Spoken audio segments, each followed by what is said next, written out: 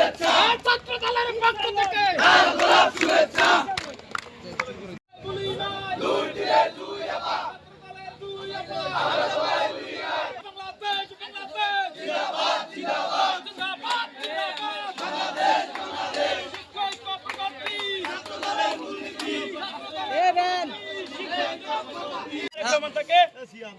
নারী সংগঠন এমপি ঘোষণা করেছেন। দুই আপুকে আমাদের নাজিরপুর উপজেলা ছাত্রদলের পক্ষ থেকে এবং আমাদের নাজিরপুরবাসীর পক্ষ থেকে দুই আপুকে এমপি বানানোর জন্য দেশনায়ক জনাব তারেক রহমানকে শুভেচ্ছা অভিনন্দন।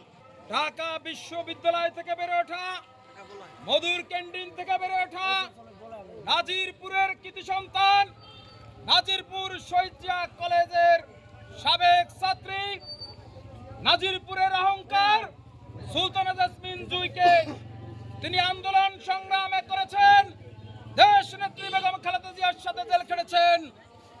তারুণ্যের অহংকার তারেক রহমান তাকে মূল্যায়ন করে নারী সংরক্ষিত আসনের এমপি নির্বাচিত করেছেন। আজকে তার শপথ গ্রহণ অনুষ্ঠান আন্দোলন সংগ্রামের ফলস্বরূপ তাকে এটি দিয়েছে।